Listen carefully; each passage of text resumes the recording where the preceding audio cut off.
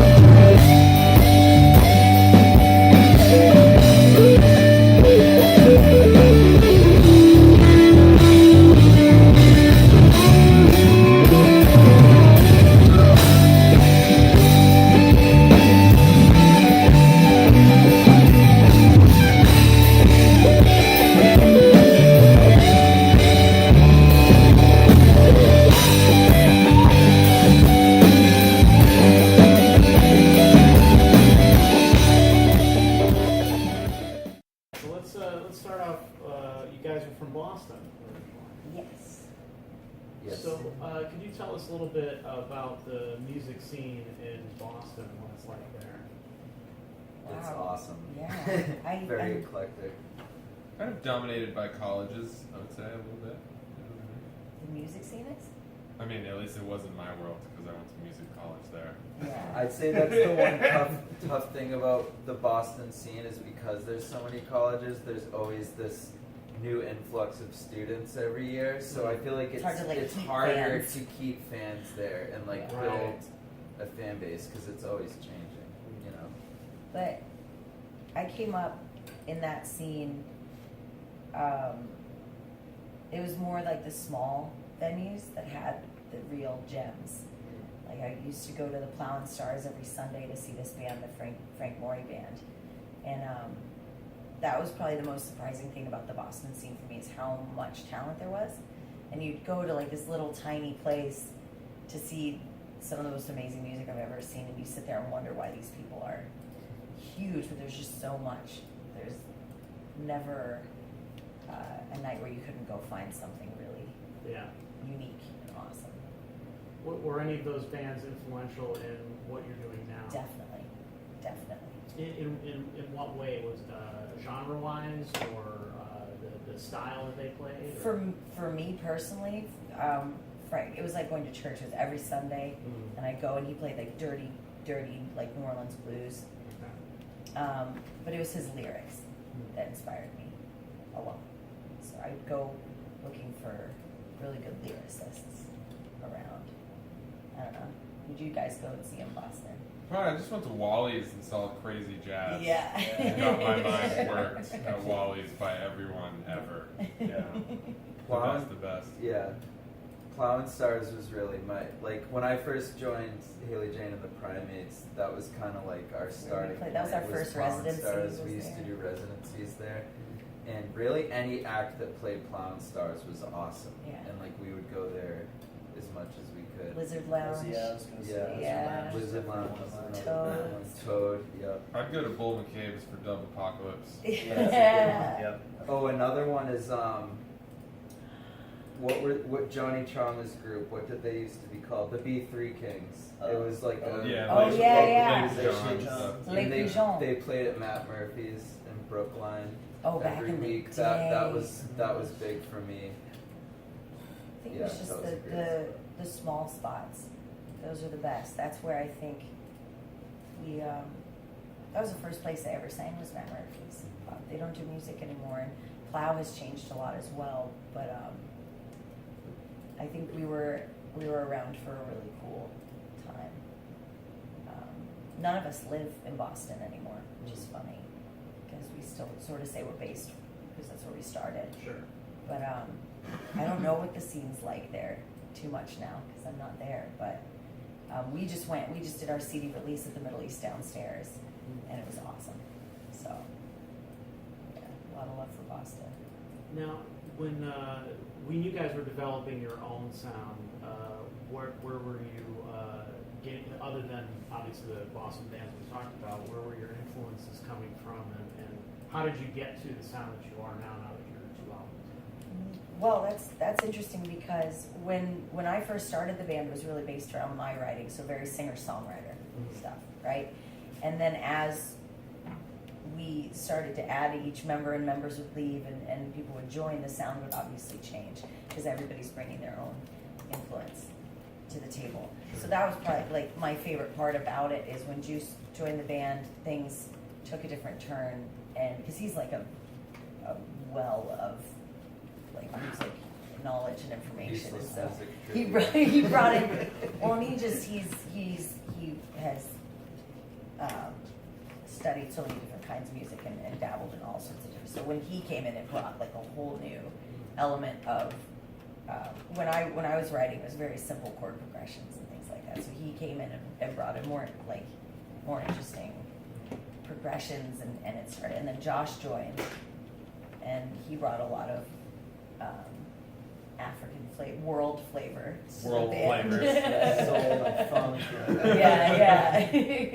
I like world flavors a lot. Yeah. I think we started to dabble more into the jammy stuff. when Yeah, they Josh took me. really came. Justin took me to see Fish back in 2012, and I'd never been to a festival or seen a band like that, where it was slightly more improvised and instrumental, and my head almost exploded, and I was so happy. And so that started to seep in.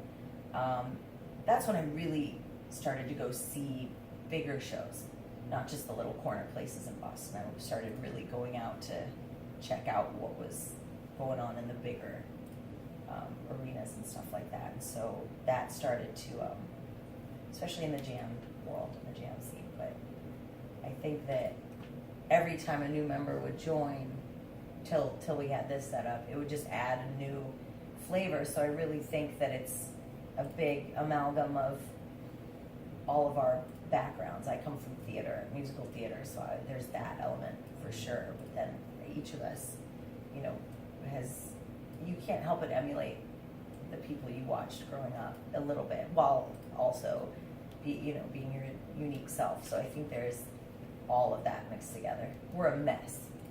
We're a mess. It's great. Big hodgepodge. We always joke about like how you can hear a little bit of 90s rock in a lot of our songs Yeah, too, because 60, that yeah. was, Haley and I were both born in '85. You were too, right, Smitty? Nice. 86. 86. But yeah, we growing up in the 90s. That was like, the music that was 90s like rock hitting was us for the such a first big time. Yeah. influence. You could definitely hear it. Yeah. in some Oh yeah. I'm excited to rock some of those 90s tunes and are we doing? For New Year's Oh, Eve. yeah. New Year's Eve. Yeah, we're doing like a whole 90s thing, which is gonna be Oh, fun. that's awesome. Yeah. You talked a little bit about festivals. It seems like festivals have become an integral part of what you guys do now. Can you talk a little bit about that? Yeah, we love them. I love them. We all Last 2 do. We years, played I'd say, so have many been this last pretty- summer, and we got to pretty play awesome. some this last year that we've never played before, like Peach, which was really exciting. There's some that didn't happen this year that we missed a lot, like Catskill Chill, Gathering in the Vibes. Gathering the Vibes. Yeah. So I really want to support and be a part of the festival scene in any way I can, because it's sad when they aren't able to come back. So I want to just try and play them all and be a part of them all. And we're trying to start reaching a little. We played Floyd Fest down in Virginia, so we're starting to play festivals that are more outside our little New England, niche. So, but playing outside is the best. So I think one festivals. of the good parts of it is, you have all these people that are there. You're playing to bigger audiences than maybe you might be used to. You're being exposed to different demographics of people, and just it's a great way to gain new fans. Yeah. And so that's always a wonderful thing. Like last night, we played in the area and had a bunch of people that saw us at Peach Fest that maybe wouldn't have seen us elsewhere, and so they came out to the show last night. And then the other great part of any festival is just with so many bands playing, you're hanging out with friends that you might not get to see because everybody's touring and playing different Yeah, it's places. like a reunion. Yeah. It's one Yeah, big it's like 2 reunion. weeks And Yeah. you get different And the people to food sit is in. fantastic. Usually. A lot of selection. What was it? I think Modown, we can agree, was the best catering this summer. Oh Yeah. yeah. Modown's Yeah, catering Modown is wins great. for Mo can feeding eat, us. that's for sure. Yeah. That one's They know how good. to eat. Modown was really fun. Modown It was was very really fun. muddy, but so much So much fun. Peach Fest, second best catering. Oh my gosh, Yeah. it and we like ate next to Mike Gordon's. Oh yeah, I had Like, salmon at Peach Fest with Mike Gordon. I had salmon with Hard to Tordo. top that. It was Yeah, pretty great. It was good. That was a good day. I don't know if he ate the salmon. He was an asparagus guy. Other than the food, what was your beach festival experience like? Peach Fest? Because I would agree, actually. I got to have the catering at Peach. Yeah, It it's was good. unreal. Like, I was Peach surprised. is just that next level. You know, they really have their shit together, and it's Yeah. you know, it's just the next level festival. I love the small ones too, where everything's just a shit show. I think that's fantastic. It's great. But in Peach, the lineup and just being on the same bill as those artists and having that opportunity. We were put on so late too, like we were one of the last announced, which was really cool. Yeah, we snuck in, we scored.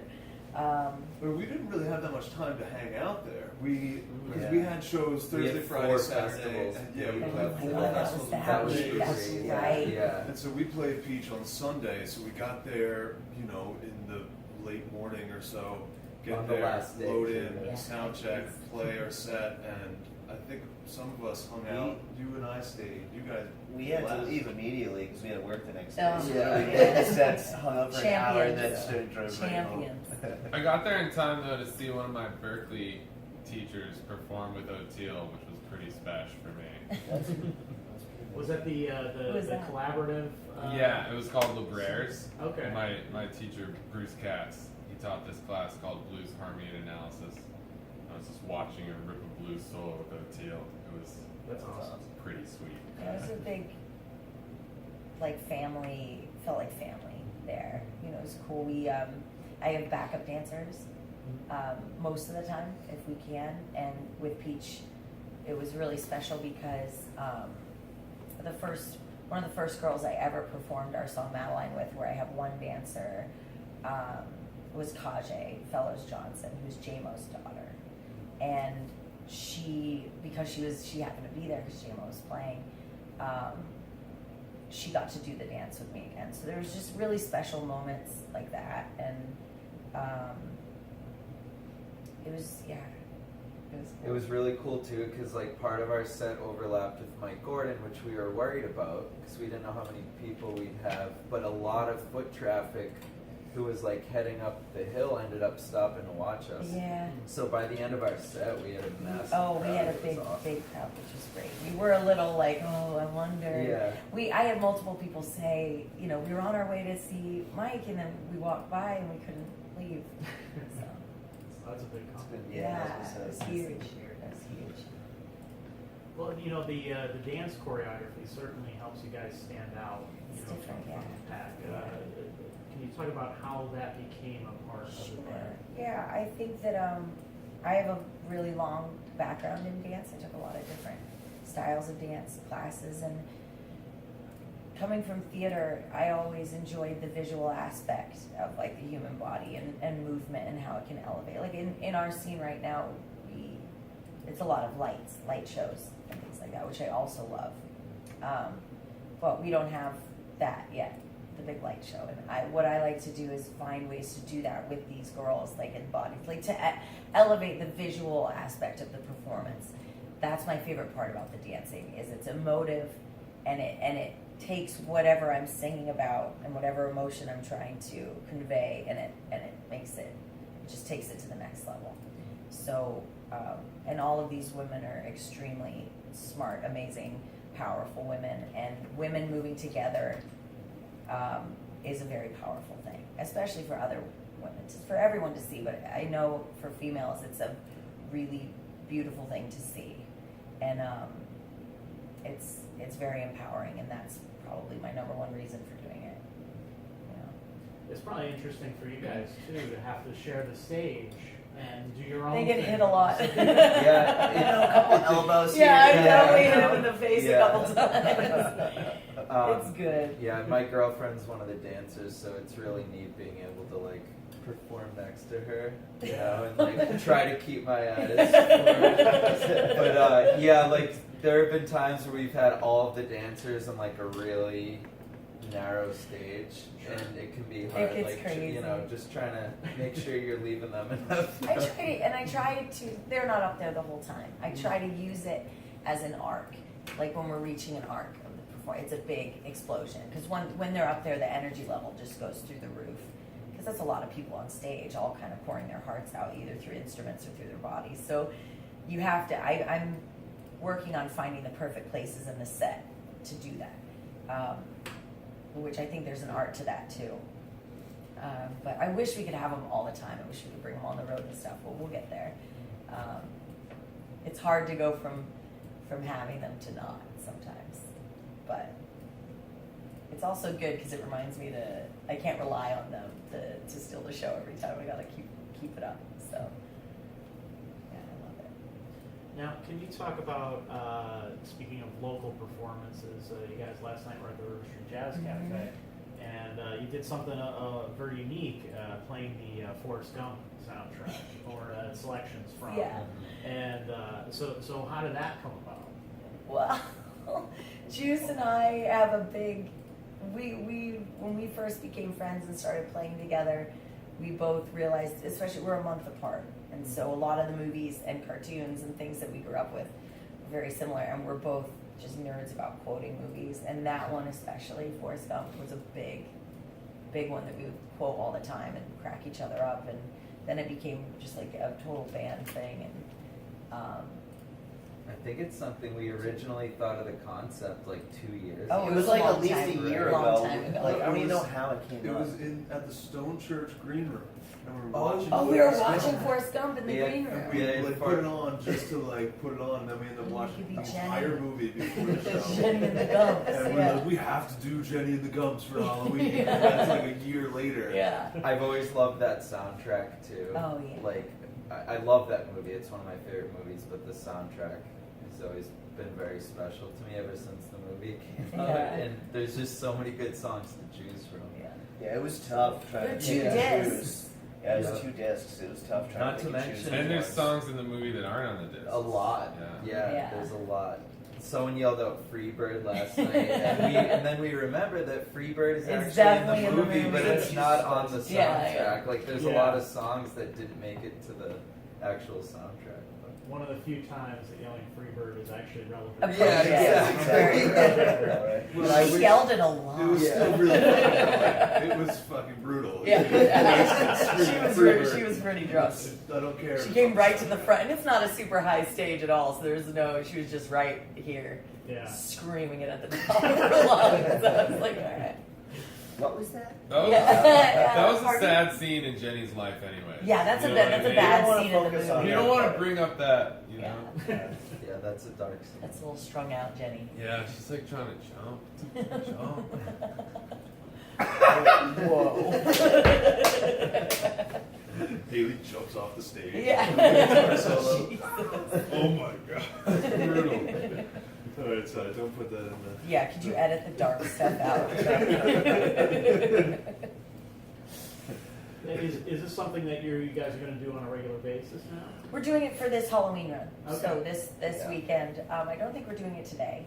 We'll probably throw some in there though for fun. Maybe throw it somewhere, too. But we're doing it Gypsy Sally's and then the block party down in Roanoke, Virginia, and then on Halloween in Salem, Massachusetts, which is going to be It's insane. the place to be on Halloween. It's gonna be I went a few years ago to Salem on It's Halloween. crazy. It's insanity. They shut the roads down. It's and- insanity. yeah. It's a really cool place to go. So I'm really pumped to be playing. It's this little spot called Opus Underground, and Okay. we got horn players, and we're just gonna. It's awesome for me too, because I practically live in Salem, Yeah. like 5 minutes from Salem, so it's gonna be great going. Yeah. to Closest Salem. gig ever. I'm a little nervous. I get scared easy. I feel like there's going to be a lot of. We should take him to the Salem witch trials, Oh, like man. exhibit. Some witching about. I don't like ghosts either. Ghosts really freak me out. He hates zombies. I don't like zombies at all. He has like a zombie apocalypse, like it's a bicycle with a chainsaw on it. No, it's just what I plans of what I'm gonna do. and He's what I prepared do. for Just the in zombie case. apocalypse. They probably use a lot of drum hardware as weapons. That's all I have in my house is drum hardware. Claus, like, find your own hardware. Yeah. not a Walking Dead fan. Yeah. Well, I like to watch it, but then I get freaked out. He likes to freak himself out. So you guys are playing at Mountain Sky tonight? Okay. We've never been. I keep hearing great things about it. And Yeah, it's a really cool spot. yeah, I'm excited. Ragu Ragu seems really like a cool nice guy. dude. He's really excited. Yeah, yeah. Should be a good time. That's awesome. So what you guys have a new album that just came out recently. A few weeks ago. So can we talk about what inspired the songs and then what we're here now? It's called, right? Yeah. What inspired the songs on that what album? inspired the songs on Well, that? I mean, that's completely different for every song because Mhm. what happens with us is we don't write them all in one big block. Okay. You know, like even now we're playing songs that aren't on any albums because that's how because we all live in different places. A lot of our songs are developed on stage while we're performing them. We start to work through them each time we play them. So it's neat. You get to kind of watch them evolve. And then even after they're on an album, they continue to evolve, which is cool because you can hear the album. That's literally just a snapshot of the way the song is in that moment. And then it'll keep continuing to evolve. So on We're Here Now, some of those songs were written weeks before we recorded, and other songs were written years before we recorded.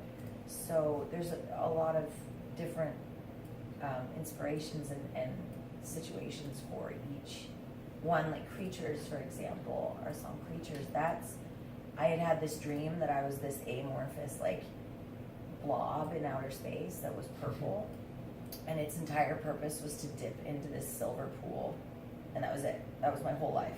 And I was sitting there dipping into this pool, and I was like, this sucks. And then I woke up and I looked down and I had legs and arms, and I was so happy to be a human being in this body. And so I was just very grateful. It made me very grateful of like being able to dance and move around. And so that song's just about realizing that as hard as life can be, it's better than some alternatives. You could be in a weird blob in outer space just dipping into a pool.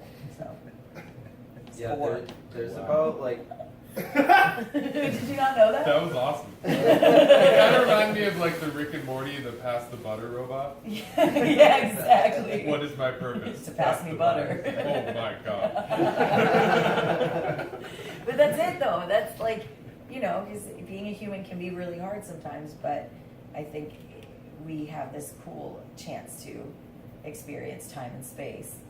So why not use it like that? Like use it however you can. Look at what we can there's do. about I'd say there's about 4 songs in the album that we wrote probably like 4 years ago, and they were all kind of written in the same rehearsal or spread out over a couple of weeks. So there is like a little chunk of it's really like, aside from that chunk of older songs, everything's really spread out.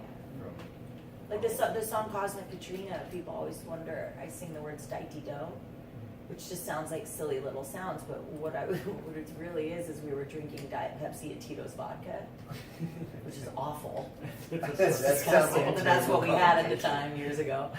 And so "di-di-do" is that. But it's funny stuff like that. There's songs that are very much about love or loss or all of that, and then there's some that are just really silly, like nonsensical, just silliness.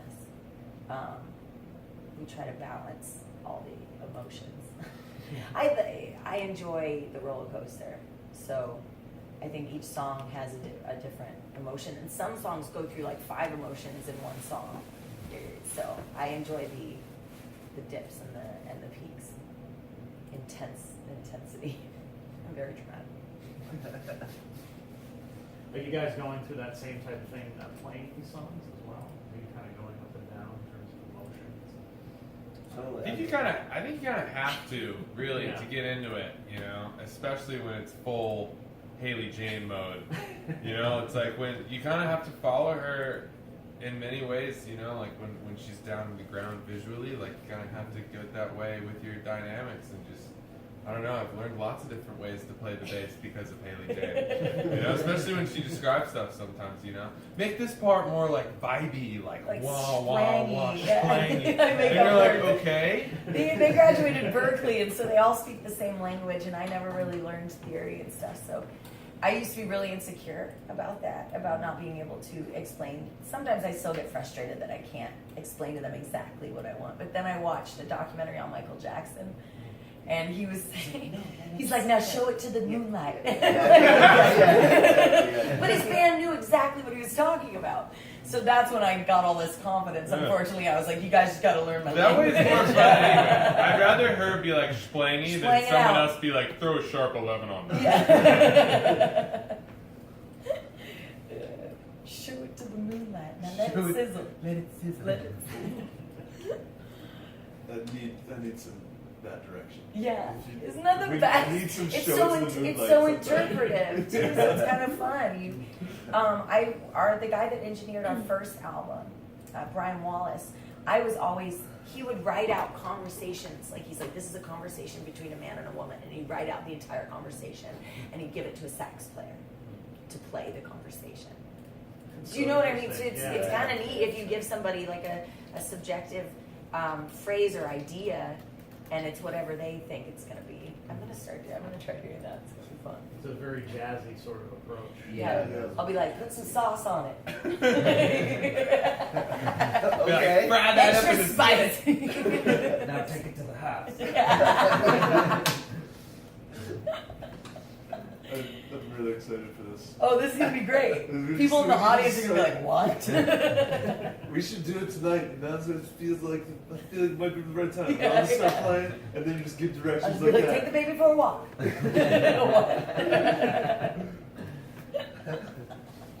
It's been said. It's happening. Second set. Mine should It's all just be done. mine should all be food related. Now bake it in the oven. Throw it in the skillet. I like that. Does that answer your question? I think so. Okay. What the fuck was the question? I don't know. Now you guys have a new music video out as well. Yeah, it's our first came one. out. Can you talk about the shooting of that? That seemed Yeah. like a fun and interesting shoot. It really No. was. It was oh God. Claw had a rough time. He had to be tied to a tree in the cold for quite a while. Yeah.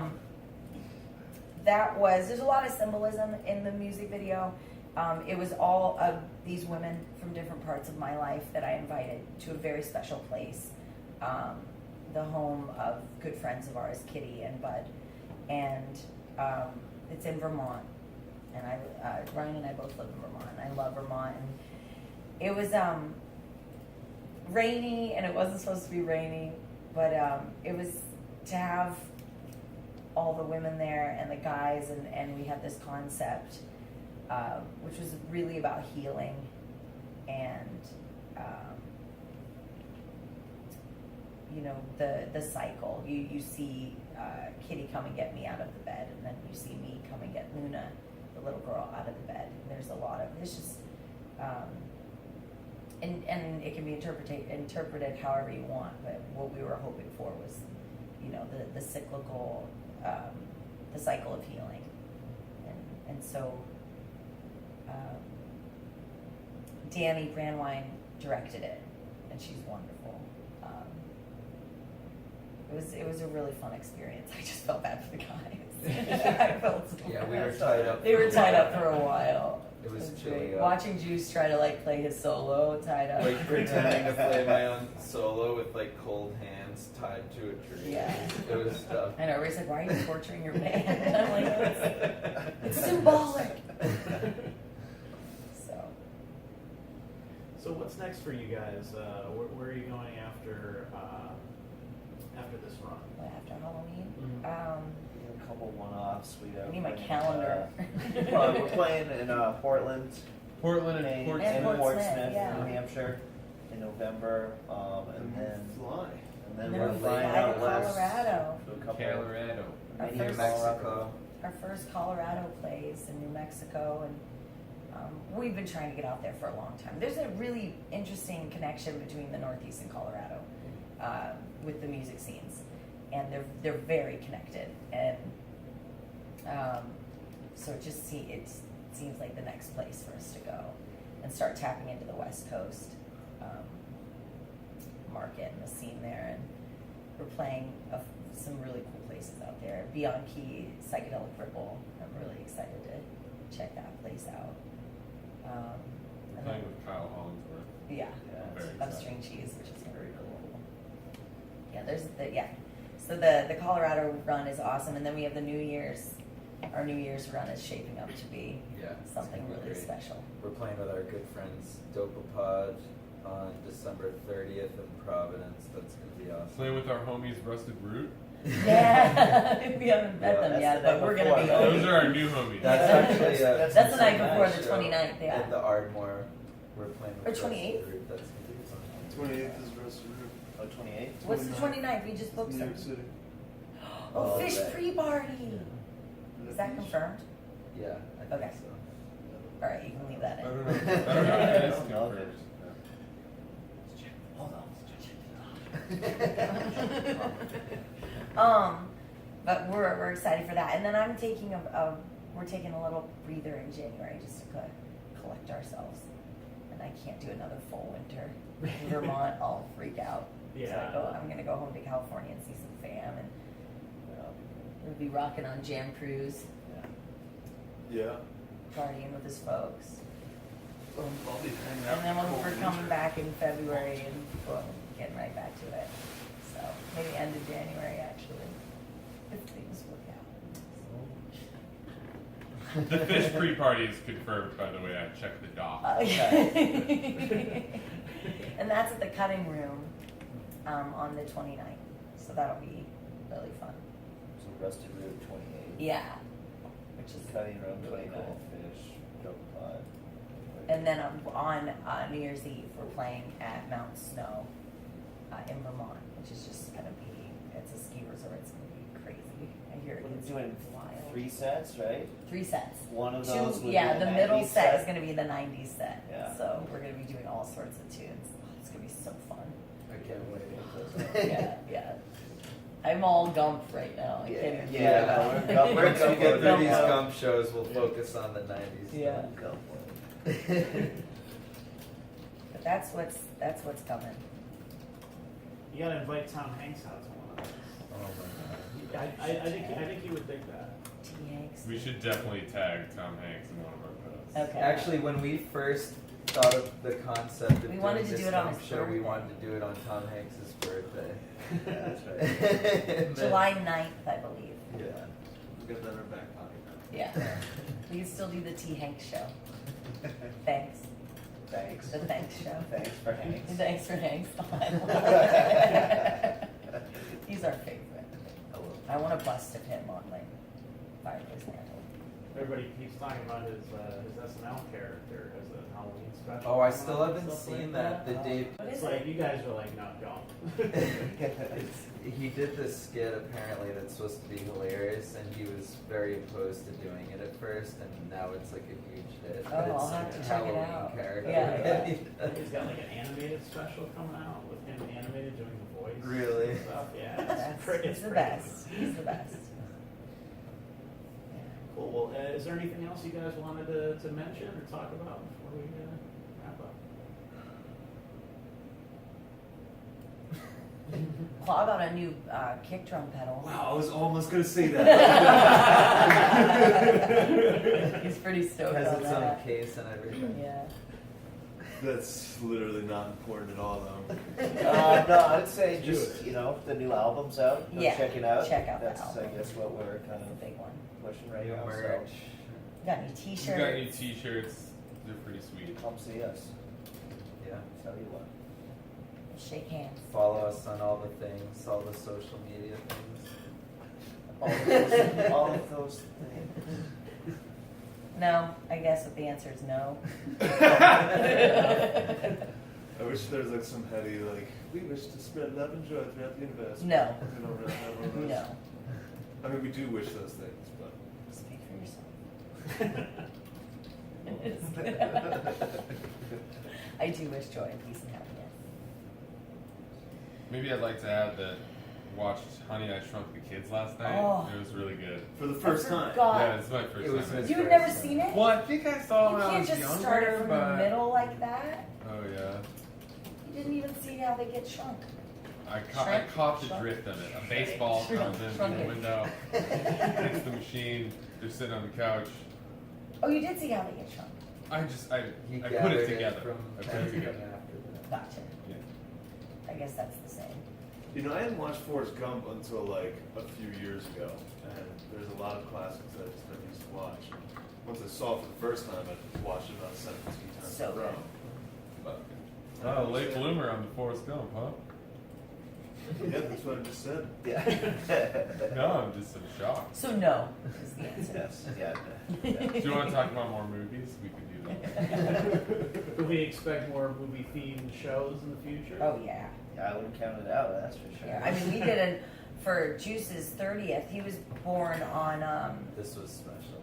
October 21st, 1985. 1985, which was the day Marty goes Back to the Future, and Back to the Future has always been my favorite movie. And coincidentally, same director and composer Yep. as Forrest Gump. Just throwing that out there. Oh, So That's true. wild. But we did an awesome Wow. Back to the Future party on his birthday. The On Wonder my Bar. 30th birthday. Because 2015 is the year they travel to in the future on the same date. So the day he was born is when they travel, and then his 30th birthday was the date they traveled to. So it seemed very appropriate. So he was Marty, I was Doc.